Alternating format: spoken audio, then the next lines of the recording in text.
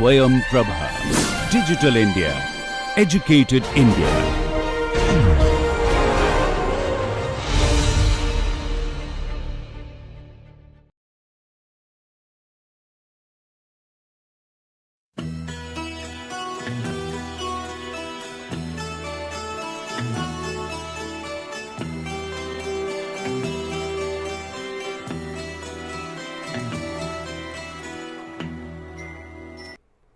So, we recalled the necessity of certain measurements of solar radiation, which may be on a hourly time scale, which we have already discussed, from where you construct or calculate the daily values, from which you may come out with various averages. It could be average hourly value or average daily value or average monthly value or even yearly values. Most of the time it is the global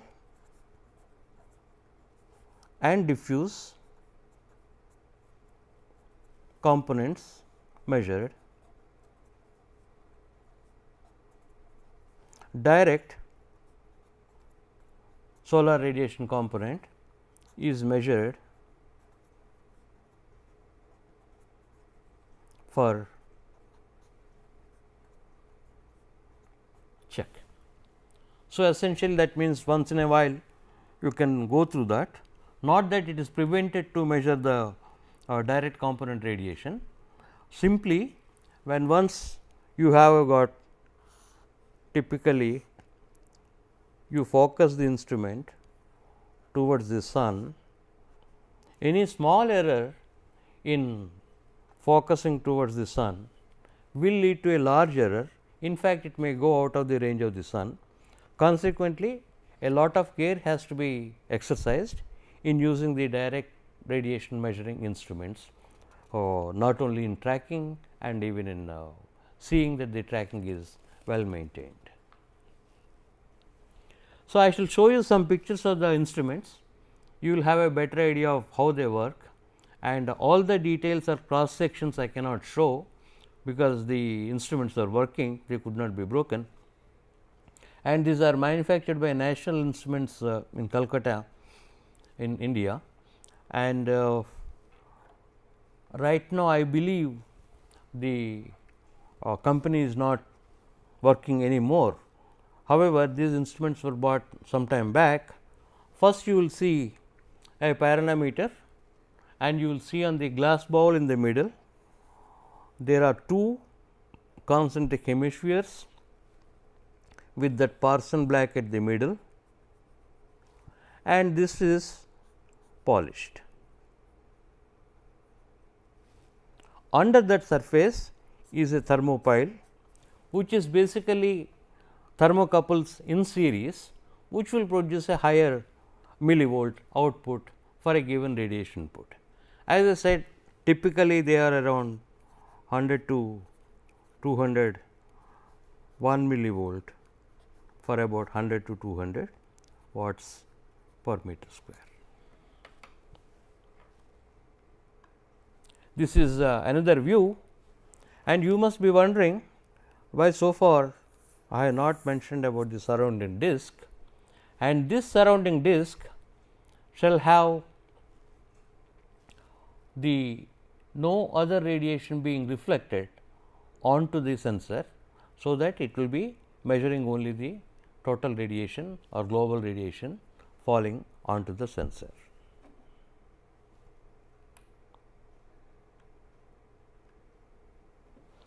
Now, this is to measure the diffuse radiation, and basically you can see that the instrument is the same, but there is a large ring which you can see, and that ring shadows the sensor, which is the bowl over here. Now, you will also find an arrangement that it is inclined, and the inclination can be changed by, there are two nuts on which this ring is mounted, you can see like this, and that can be turned depending upon the location of the sun. In another view, you will find a scale. For example, it is 0 and it goes to 23 degrees on one side and another 23 degrees, and that slide can move to the positive side or the negative side of the angle. Depending upon the declination of the day, you move that, and then you will adjust to shade the sun that is falling, so that the sensor is shaded from the sun's direct rays. So, thereby it will measure only the diffuse radiation. Now, this is a short tube pyrheliometer, and as I said that you can't see the details. At the bottom of that long tube, you have a sensor which gets heated due to the solar radiation, and that cap, when it is removed, is directed towards the sun, and then the rays falling on the sensor will heat that. This is just to show you the difference between the long and short tube pyrheliometers. The long one is uncovered, that seal is removed through which the solar radiation enters, and the long tube will have a lesser subtended angle and measures the radiation emanating from the sun only, and the short tube one will have a higher subtended angle. Consequently, it measures certain amount of radiation that is also coming from around and surrounding the sun. So, this is an angstrom pyrheliometer. Basically, the sensor mechanism is different, in the sense it uses a null detecting system, like if you are in electrical technology post office box, if I remember right my undergraduate electrical engineering. You try to balance so that the current passing through a particular circuit is 0, thereby giving you a measurement of the voltage generated or the power that is consumed. Now, we come to your dependable sunshine recorder. It does not require any power, and this is a view. Of course, there is a lot of reflection, but this is a better view, and there you will find that black strip at the bottom of this glass bowl, and you see on to the right a little bit of charred portion, which I am also showing it in an enlarged view somewhere in this area. You will find a black charred portion. So, if you measure all the length of this charred portion, that will give you the number of hours of bright sunshine, and these strips basically you will have about 3 lengths to suit summer to winter variation, because though you may not feel much of a difference in lower latitudes, as you go to higher latitudes, the day length can be as much as something like 15 hours in summer, or to maybe 6-7 hours in winter. So, you will find the length needed in summer will be much longer than the length needed in winter months. Now, doing all this, what is the use and how is this used? So, Page is a early researcher in the area of solar energy. At that point of time, the measurements available were small. This 4 is the reference. If you look at your notes, you will find out the details. We were talking about the terrestrial radiation by the extraterrestrial radiation. This is linearly related through a constant A plus B to N B upon N S. N B is the number of bright sunshine hours obtained from the sunshine recorder,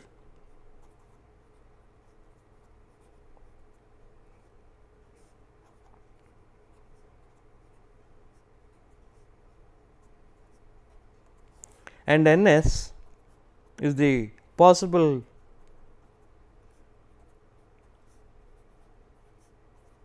number of sunshine hours, which we know equal to twice omega s by 15, which we have derived the formula in the other class, where omega s is so called sunset hour angle, which is related to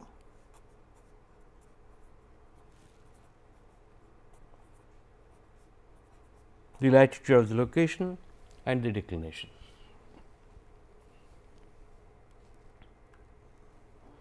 And later on, this is applied to the monthly average daily value, as in fact, these constants need not be the same, N b bar, N s bar, where N b bar is the average of bright sunshine hours and N s bar is twice omega s by 15, where now omega s is cos inverse minus tan phi tan delta mean. We have got recommended mean declinations for each month. So, we use that, and this need not only be the average of N b bar and N s bar, it could be total number of bright sunshine hours by the total number of possible sunshine hours. Even then it will be equal to the ratio of the averages. And here I have to add a note, this angstrom type of relation, originally angstrom expressed in terms of clear sky radiation, and you can see the book by Duff and Beckman for the details. In other words, it is instead of h bar upon h 0 bar, it is h bar upon h clear sky. There is a certain vagueness in defining clear sky, because that needs to be estimated depending upon certain features of the atmosphere.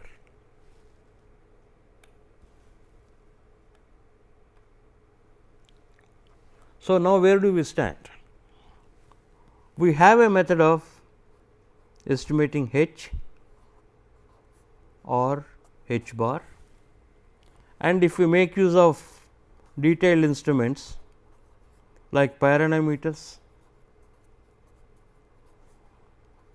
we may have I and I d, and hence I b equal to I minus I d. So, most of the time the time scale is about 1 hour, and few measurements are available at smaller intervals. That is, the reason is, for a well distributed day, we have seen the solar spectrum to be something like this, up to 4 microns, and if you take a 1 hour interval, unless there is a sudden cloud cover or rain, the chances are you may not have such a wild fluctuation. So, if you take this is approximated by a straight line, or you can make it an equivalent rectangle, and if you have 1 hour radiation by a known distribution like it's linear or parabolic, you can distribute it into quarter hours or half an hours, though one has to think about whether that accuracy is needed or called for, depending upon the model that you employ to estimate the performance of a solar collector or a solar energy device system in general. So, now if you do not have all the details, you may have only H y bar. I am making the broadest possibility, or you may have, that is the yearly average radiation, from which you have got H bar for each month.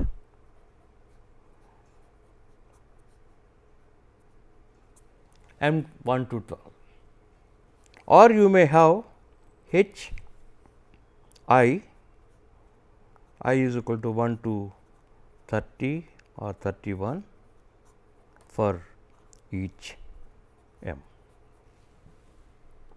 Then of course, you may have got I for each day and I d for each day. I do not keep on saying I b can be estimated from these two. So, if you have got this data, you can go to H I, you can go to H m bar and you can go to H y bar. But though it is uncommon, when you calculate from H bar, you can total up and find out H y bar. If I start with a something like monthly average radiation, can I come to distribution of I? So, this is at different points of time, the correlations have been coming in 1960, Leon Jordan, and as late as 90, 2000, they are continuing to come better and better relations than what they were existing. In retrospect, getting the detail from known broad averages, we may call it the latest terminology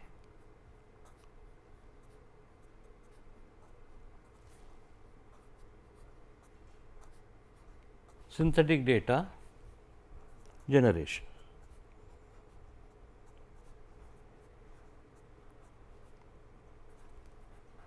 You may wonder what is synthetic data generation, and in fact, some people get upset with this term.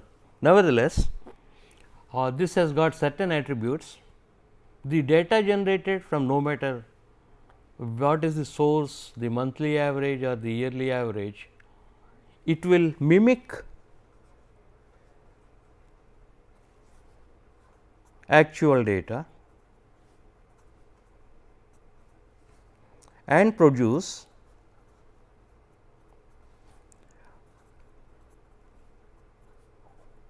reasonable long term results.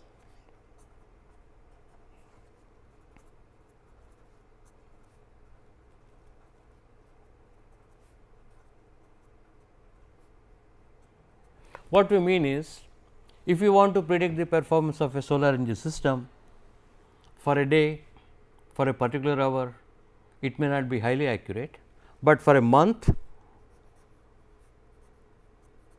okay. For a year, it may be even more okay.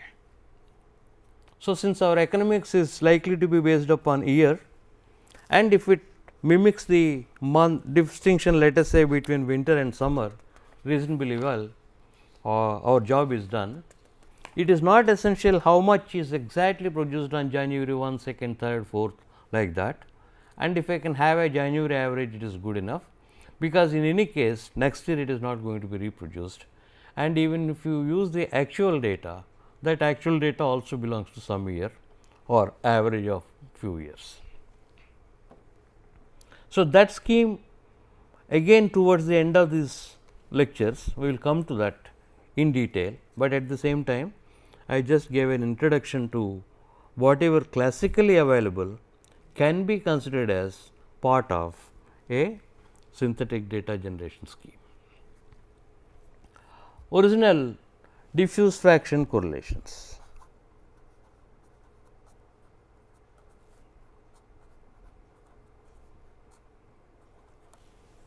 Orgel and Hollands expressed the ratio of diffuse radiation to the global radiation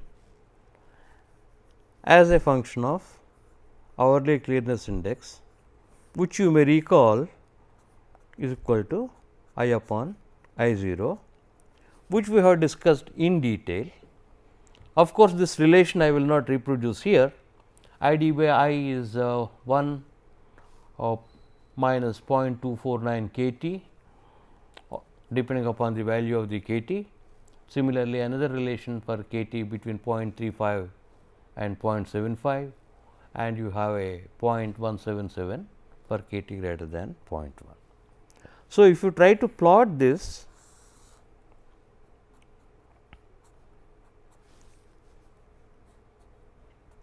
you will get some result like this. These are the equations, but if you plot the data, there will be a lot of scatter. Now, that scatter may be due to k T only being not the correlating parameter, or it may be some sort of measurement error, and most scientific reason is that the climate can be little bit erratic. Consequently, one may not be able to correlate with a single variable. Now, you understand why we spend considerable time in introducing this so called clearness index. Now, you will see that this I d by I is a function of k T, reasonably well represented, and that correlation has been given by Orgel and Hallands. Of course, you will ask what is the use of it. The use of it is, if I is known, in other words, or only I is measured,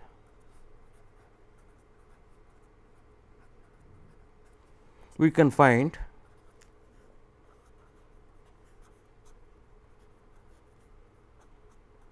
I d. This is one is, that means the number of measurements that we are trying to make are reduced, but at the cost of course, some accuracy.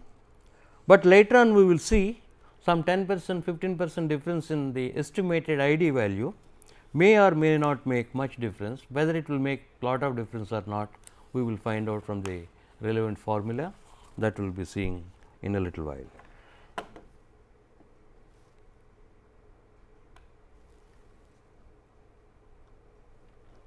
Similarly, Collares, Pereira and Robel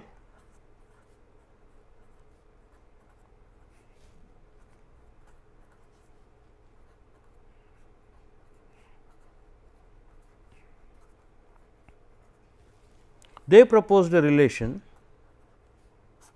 similar ratio for the daily H d by H t. Again you can see at the screen where there are 4 relations depending upon the value of clearness index in the range of 0.17, in the range of 0.75 and up to 0.8, and k T greater than 0.8, and H d by H is a simple constant 0.2 for k T greater than or equal to 0.8. Mind you, this is the daily clearness index, and that we know is H upon H 0. So, this means the number of days available with capital K T greater than 0.8 are far and few. Consequently, one may not be able to find much of an accuracy and globally use a value of 0.2. So, like the hourly clearness index, this daily clearness index also has a role in predicting the daily diffuse fraction values, which again translates into, if we know H, H d can be predicted. Of course, you should realize that there will be a difference from an actual measurement and a correlation that is being used. That means, a consequence of only I gives us only H, So, I can go through ID root, keep on predicting ID from the values of I, or then get HD as a summation of ID, or use H and get HD. So, now there may be a difference between these two, or these two equal. This could be a, somebody can investigate this and find out which is a better one to use. So, you can also see the previous correlation has got 4 parts, and the next correlation by Collares, Pereira and Raval gives the monthly average daily diffuse fraction as one single equation, which again you can see on the screen, right. And now, this is a function of k t bar and omega s. If you see this, December and June, omega s can widely vary. Consequently, if you have a large omega s like in summer, then H d by H value will be, or you can calculate, I think it will be lower, and if you have a small omega s, you may have a higher diffuse fraction. Okay? So, you can just check up for a value of omega s, let us take 120, omega s 80, and find out what is H d bar by H bar. Then, as a food for thought, you can try to explain on a physical basis why H d by H is larger or smaller if you have a higher or smaller omega s. Also, again some sort of a task for you to set you thinking. If you have got a function of k t and omega s, we know that path length depends on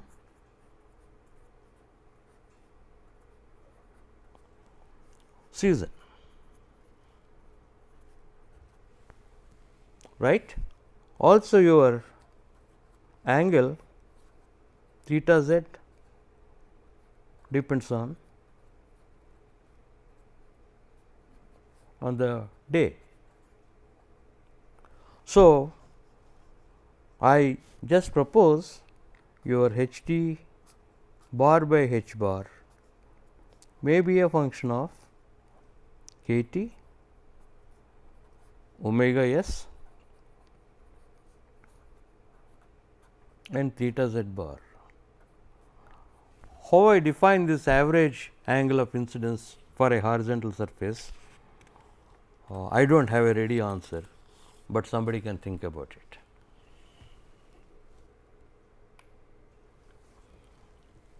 So, now again I can find out the diffuse fraction for the monthly average day given the monthly average global, for similarly for the day and similarly for the hourly values. Then originally Liu and Jordan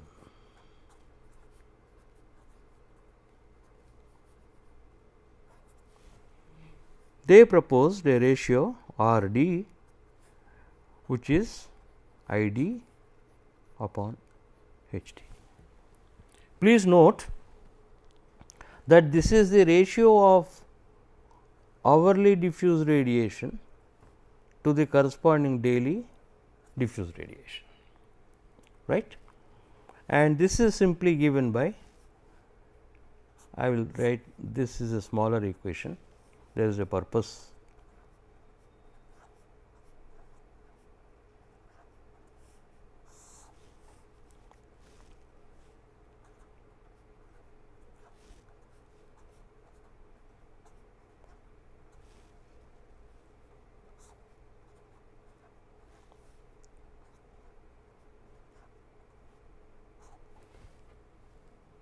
I shall move this a bit here.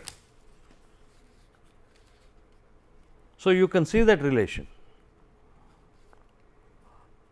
Now, typically my I is between omega 1 and omega 2, I 0 also the same, consequently, I d also between omega 1 and omega 2.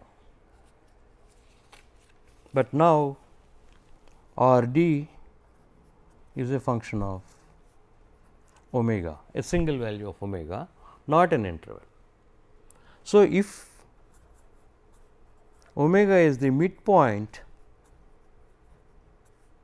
of the particular hour under consideration, my ratio of I d by H d will be for the hour centered around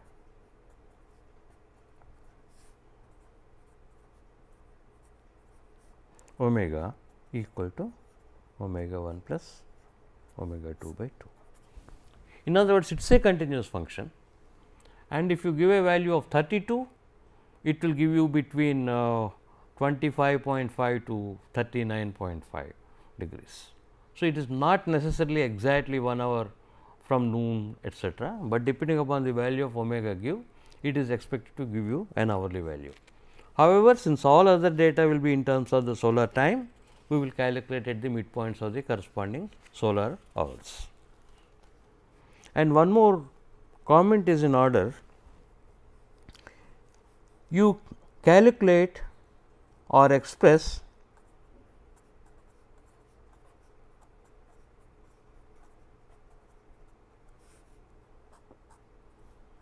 I 0 by H 0, which is G 0 at omega into 3600, because we are calculating the midpoint by H 0. This will be identically equal to expression, not numerical values, not necessarily the numerical values.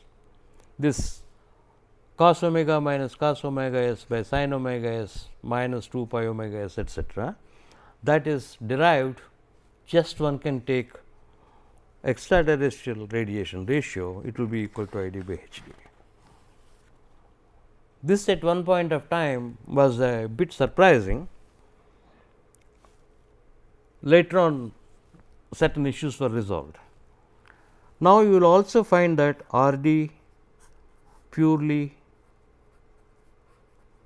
geometric factor.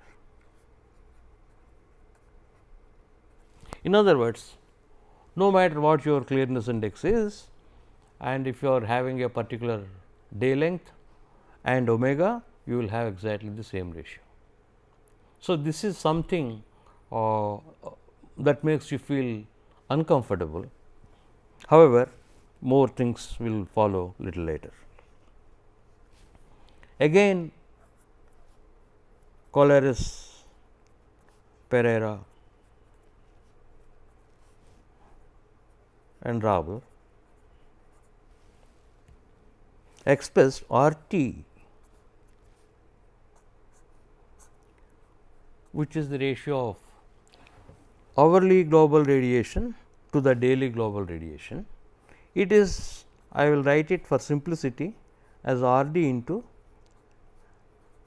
A plus B cos omega, where A and B are given in terms of set constants and the sunset hour angle. So, interestingly, this is also geometric, but these A and B were correlated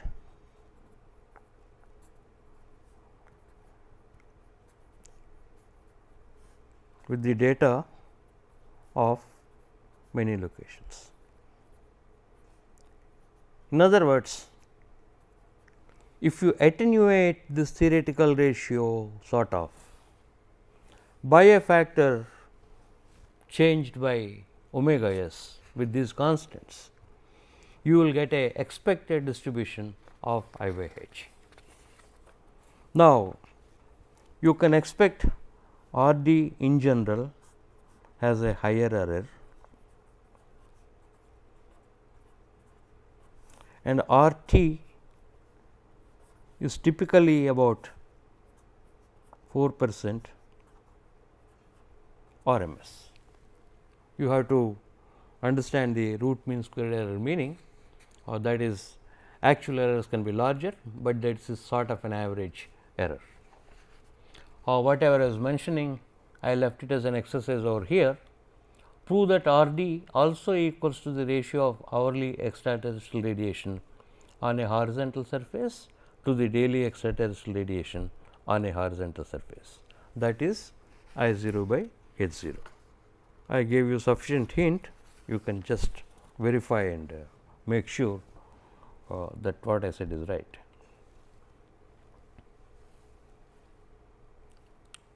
So, later on work at energy lab at Kharagpur has taken into certain climatic features in developing correlations for RT and RD, including asymmetry. A word about asymmetry, because that is a very advanced topic, less understood, not yet possible to really formalize it. Generally morning, that is forenoon radiation is not equal to afternoon radiation.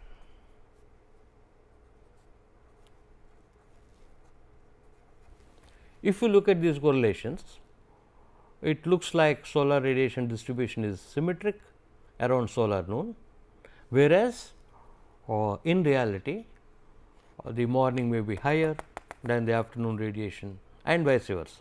There is no specific geometric bias, but both kinds of locations are observed. It has got to do with a lot of meteorology, which is responsible for the formation of orographic clouds, which sometimes will produce more diffuse radiation or more cloud cover, affecting the radiation in the forenoon part or in the afternoon part.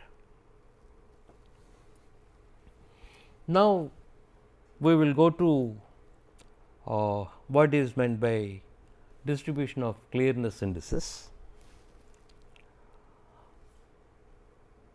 So, based upon the North American locations, again Liu and Jordan,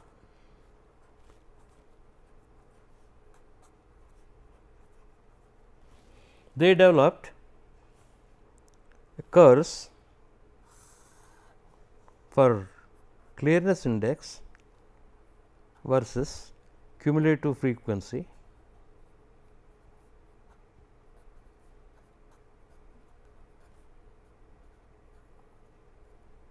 which will vary between 0 to 1. I will explain in a minute what is meant by cumulative frequency.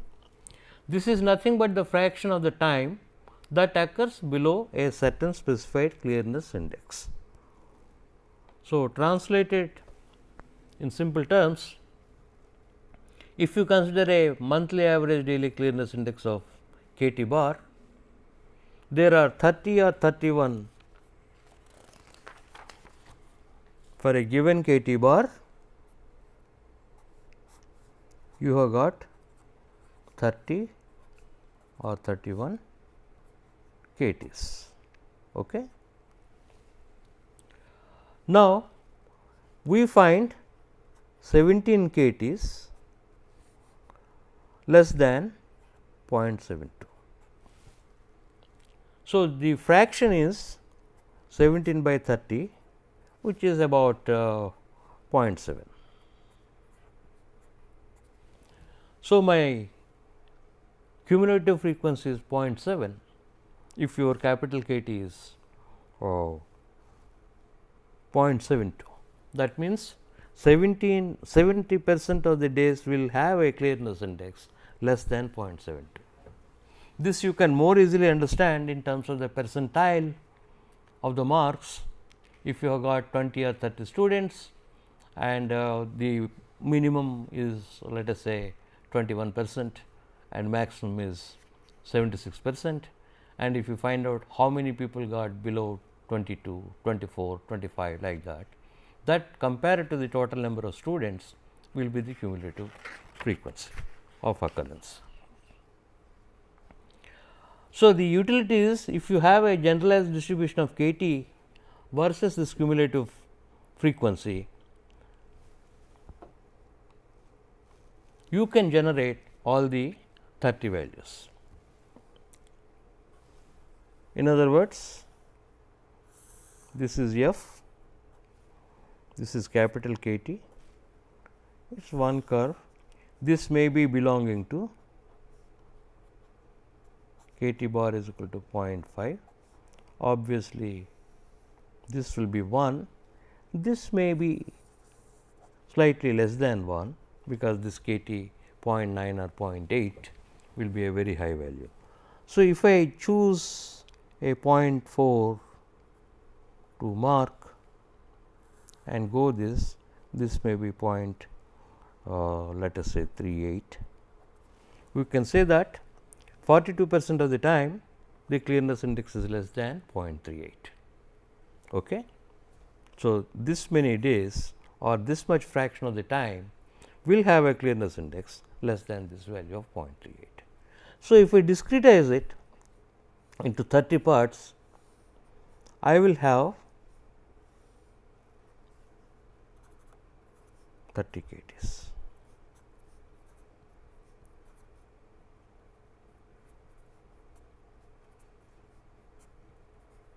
Okay.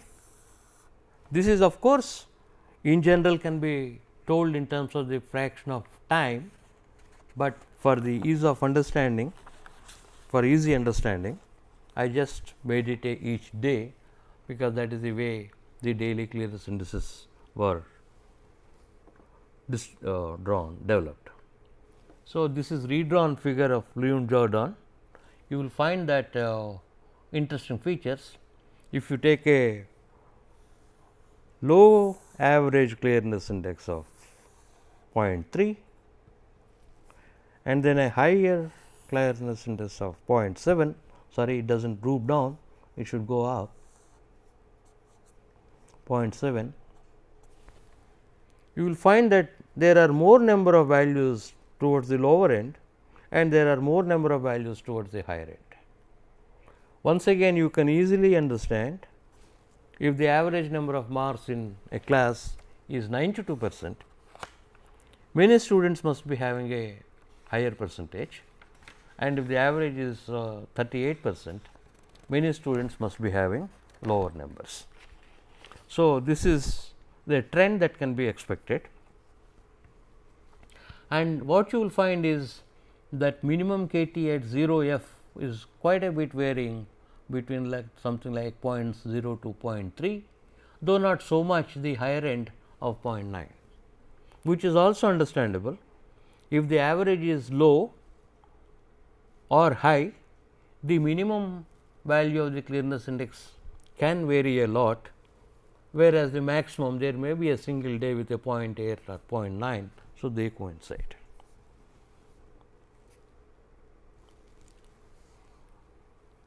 So, these curves have been found to be valid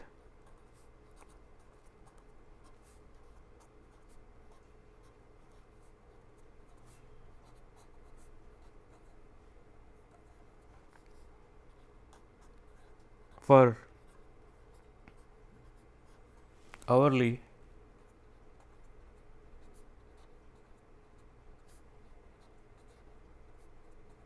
indices also. In other words, you just have the same set of curves f, you make it small k t here and this is small k t bar.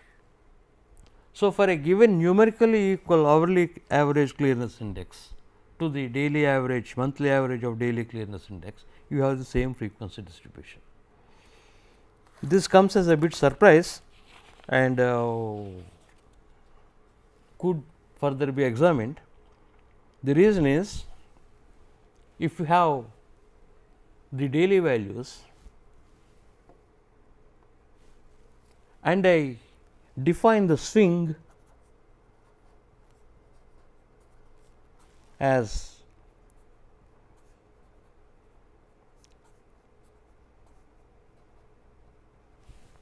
first thing I can think of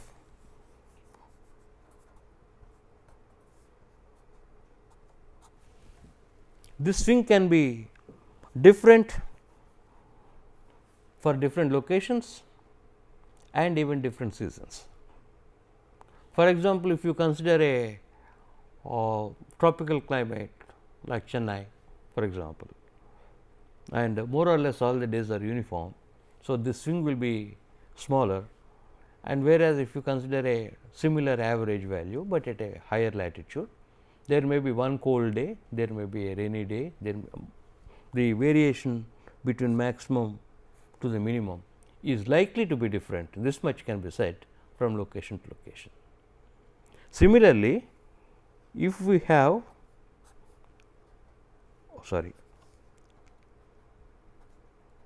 hourly KT maximum minus hourly KT minimum given KT bar for numerically equal hourly average and daily average values. The swing in the hourly values I can expect to be little higher than the swing in the your daily values. So, these features can still be considered and examined.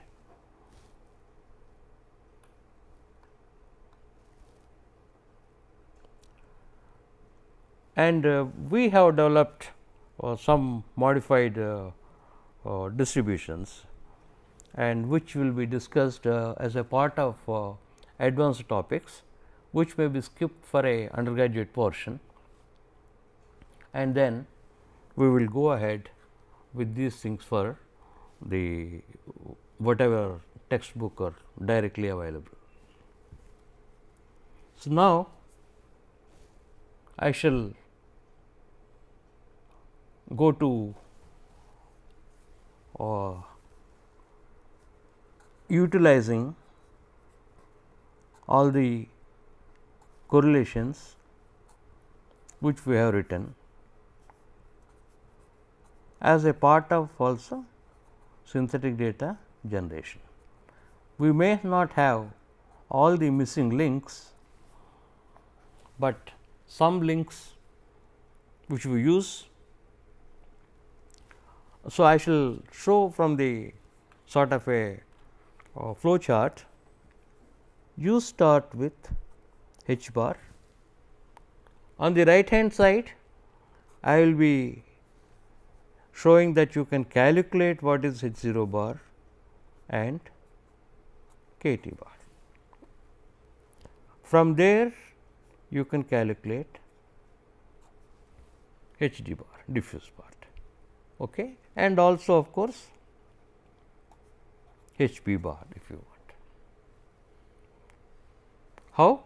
We have the correlation for HD bar by H bar. So, the input I can show it like this, HD bar by H bar is a function of KT bar.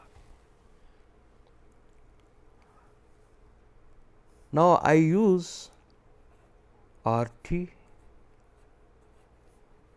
and RD correlations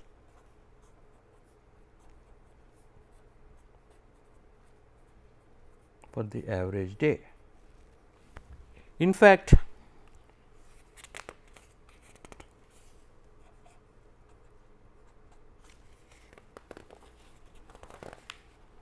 these correlations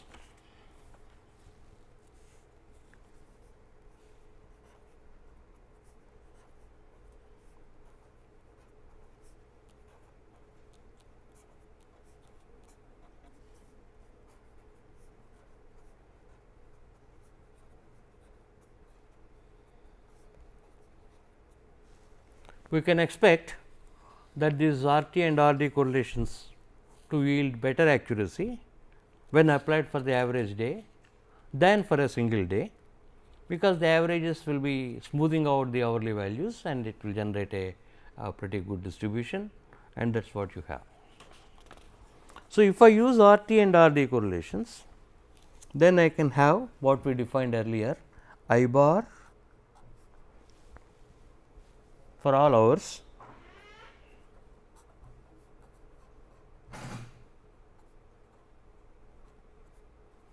and then I d bar for all hours. Okay. So, let me recapitulate.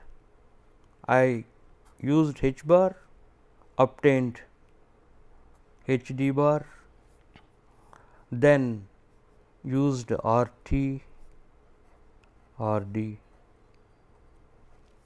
got I bar and I d bar.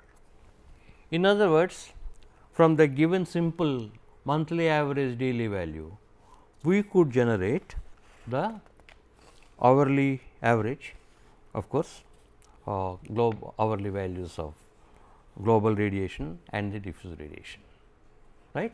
When once we know the formula, we will appreciate even more why these things become necessary and why we are trying to talk about more of I and I d and trying to get it from H or H bar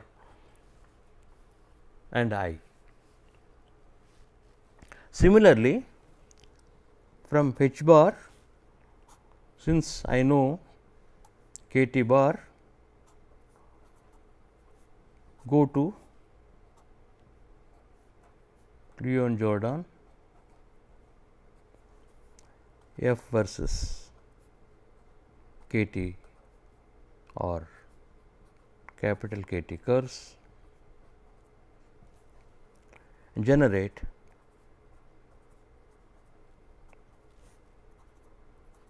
K T. So, from this calculate 30 H values.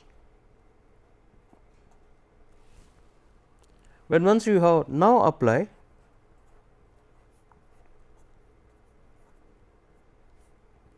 RT correlation, which will have I values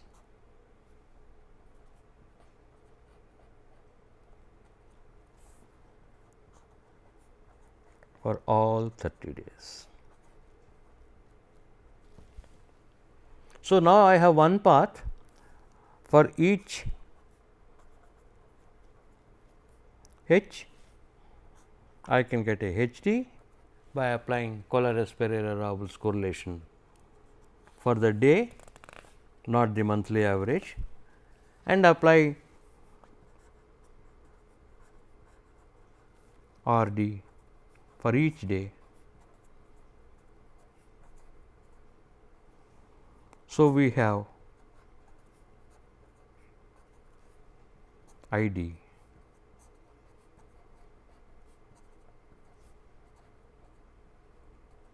days.